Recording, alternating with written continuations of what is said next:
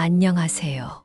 오늘은 일상생활에서 많은 분들이 한 번쯤은 경험해 보셨을 어지러움증에 대해 이야기해 보려고 합니다. 어지러움은 단순히 피곤해서 생기는 증상이라고 생각하기 쉽지만 때로는 귀, 속 평형기관의 이상으로 발생할 수 있습니다. 특히 내이, 즉 귀의 가장 안쪽 부분에 문제가 생기면 매우 특이하고 반복적인 어지러움을 유발할 수 있습니다. 이번 영상에서는 귀와 관련된 대표적인 어지러움, 질환 4가지를 중심으로 원인, 증상, 치료법까지 차근차근 알려드리겠습니다. 먼저 소개해드릴 질환은 양성발작성 체위성 현운, 줄여서 BPPV라고 부르는 질환입니다. 이 질환은 귀에서 생기는 어지러움 중 가장 흔한 질환입니다. 양성발작성 체위성 현우는 머리를 특정 방향으로 움직일 때 갑자기 세상이 빙글빙글 도는 듯한 어지러움이 발생하는 것이 특징입니다. 이 어지러움은 대개 30초에서 1분 내에 가라앉으며 가만히 있으면 대부분 괜찮아집니다. 이때 메스꺼움이 함께 나타날 수 있으며 심한 경우 구토로 이어지기도 합니다. 그렇다면 왜 이런 증상이 생기는 걸까요? 우리 귀 속에는 반고리관이라는 구조물이 있으며 이곳은 몸의 균형을 담당하는 역할을 합니다. 반고리관 안에는 이석이라는 작은 결정체가 존재하는데 이 이석이 제자리를 벗어나 움직이면 어지러움이 발생합니다. 일상생활에서 다음과 같은 상황에서 양성발작성 체위성 현운이 잘 생깁니다. 자고 일어난 직후 침대에서 일어날 때, 고개를 갑자기 돌릴 때, 위를 올려다보거나 아래를 내려다볼 때, 미용실에서 머리를 젖히는 자세, 높은 곳에서 작업하거나 아래를 내려다보는 자세 등입니다.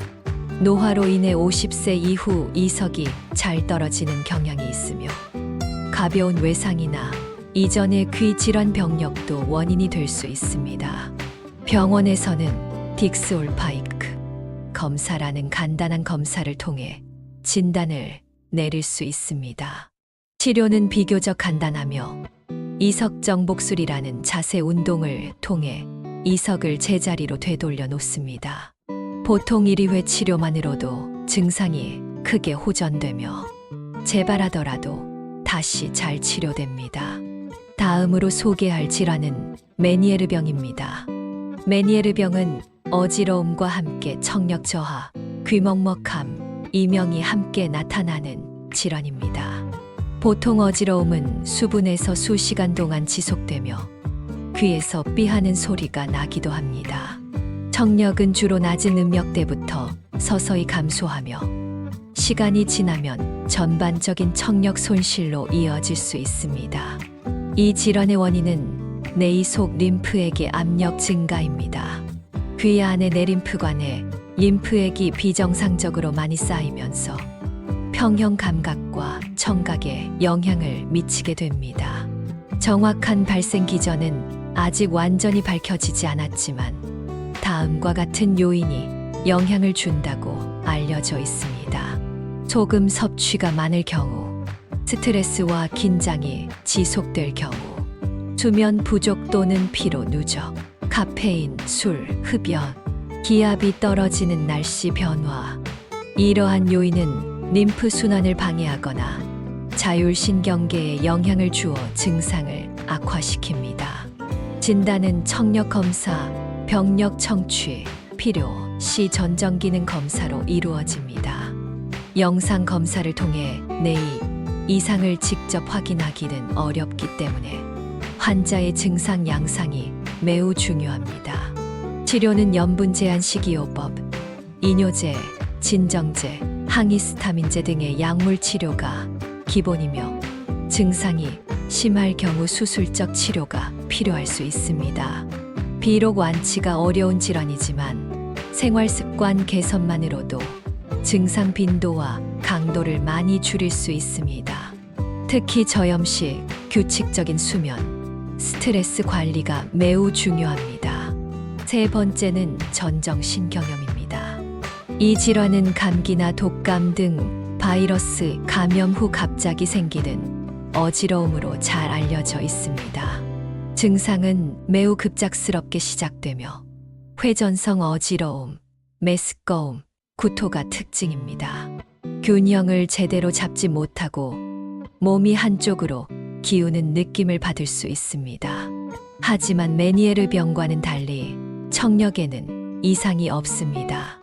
전정신경염의 원인은 전정신경에 발생한 염증입니다. 많은 경우 감기나 상기도 감염을 앓고 며칠 후에 증상이 나타납니다. 헤르페스 바이러스의 재활성화가 관여할 수 있다는 보고도 있습니다. 또한 면역력 저하, 과도한 스트레스, 과로 등은 바이러스 감염 후 회복을 방해하고 증상을 더 악화시킬 수 있습니다. 치료는 증상 조절을 위한 항연운제, 항구토제, 진정제 등이 사용되며 경우에 따라 스테로이드, 제제를 단기간 사용하기도 합니다. 하지만 약물은 최대한 짧게 사용하는 것이 원칙입니다. 회복기에는 빠르게 가벼운 활동을 시작하는 것이 매우 중요합니다. 움직임을 통해 뇌가 새로운 평형 정보를 학습하고 적응하는 회복 과정이 촉진되기 때문입니다. 마지막으로 소개할 질환은 전정편두통입니다. 전정편두통은 두통이 없이도 어지러움을 유발할 수 있는 특이한 형태의 편두통입니다. 이 질환은 뇌의 전정신경 경로 또는 전정중추가 과민하게 반응하면서 발생합니다. 귀 자체에는 문제가 없지만 뇌가 귀에서 오는 평형 신호를 잘못 처리하면서 어지러움을 느끼게 됩니다. 주요 증상은 회전성 또는 비회전성 어지러움, 메스꺼움, 소리나 빛에 대한 민감성 등입니다. 어지러움이 단독으로 나타날 수도 있고 편두통과 함께 나타나기도 합니다. 대표적인 유발 요인은 다음과 같습니다. 수면 부족 또는 과도한 수면, 스트레스와 긴장, 초콜릿, 치즈, 카페인 등 특정 음식, 생리주기, 피임약 복용 등 호르몬 변화, 기압 변화, 날씨 변화, 강한 빛, 소음, 전자기기 과사용. 치료는 일반적인 편두통 치료와 유사합니다. 예방약 복용과 함께 생활 습관을 개선하는 것이 매우 중요합니다.